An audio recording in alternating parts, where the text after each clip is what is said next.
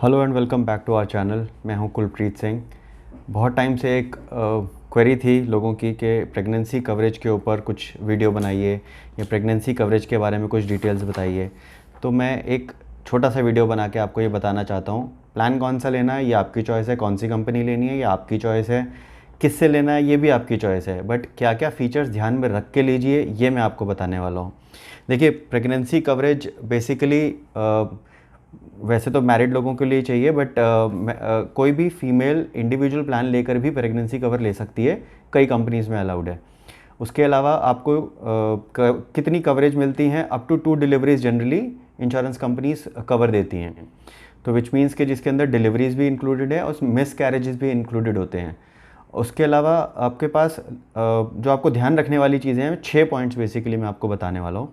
6 points क्या हैं, सब लिमिट्स क्या हैं आपके प्लान में। अगर आप मेडिक्लेम प्रेगनेंसी से रिलेटेड प्रोडक्ट ले रहे हैं तो आपके पास सब लिमिट क्या है, किस चीज़ की सब लिमिट होती है। नॉर्मल डिलीवरी हो गई या सी सेक्शन डिलीवरी हो गई, तो नॉर्मल डिलीवरी में कितना पैसा देगी कंपनी, सी सेक्शन डिलीवरी में कितना पैसा देगी कंपनी। उसके बाद आपको ये देखना है, अपने जो भी आप प्लान लेना चाहते हैं उसमें आपने ये देखना है कि आपको बेबी को पहले दिन से कवरेज देते हैं या नहीं देते हैं। कुछ प्लान्स ऐसे हैं जो till the time of admission, जब तक मदर एडमिट रहेगी तब तक कवरेज मिलता रहेगा बेबी को, वहाँ तक करते हैं। जब छुट्टी लेके घर चले गए तो फिर उसके बाद बेबी वापस एडमिट होगा तो क्लेम नहीं मिलेगा।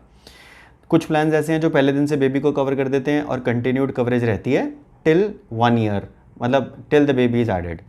Okay, so the third point is first year vaccination benefit. कुछ प्लान्स ऐसे होते हैं जिसमें बेबी को पहले दिन से कवर भी करते हैं और बेबी के फर्स्ट ईयर की वैक्सीनेशंस भी कवर करते हैं। अब आप अप टू सब लिमिट्स वो आप चेक कर सकते हैं कौन से प्लान में कितनी सब लिमिट है। जनरली वैक्सीनेशंस उतनी ही कवर होती हैं जो कि WHO प्रिस्क्राइब करता है या फिर जो भी मतलब हेल्थ ऑर्गेनाइजेशंस अलाउ करती हैं, उतने तक की ही वैक्सीनेशन का खर्चा मिलता है। उसके बाद है एडिशन ऑफ चाइल्ड्स नेम। ये इंपॉर्टेंट पॉइंट है, आपको ये चीज़ ध्यान रखनी है। प्रोसेस क्या है बेबी के बर्थ के बाद उसको ऐड करने का।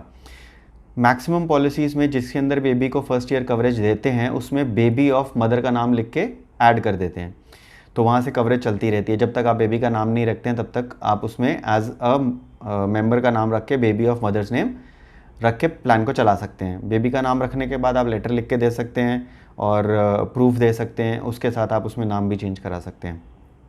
लास्ट और सबसे ज़्यादा important point, waiting period for the first pregnancy.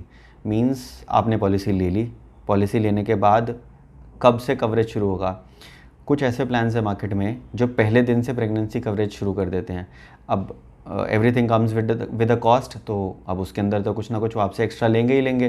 तो उसमें वो क्या करते हैं, 2-3 साल का प्रीमियम इकट्ठा ले लेते हैं।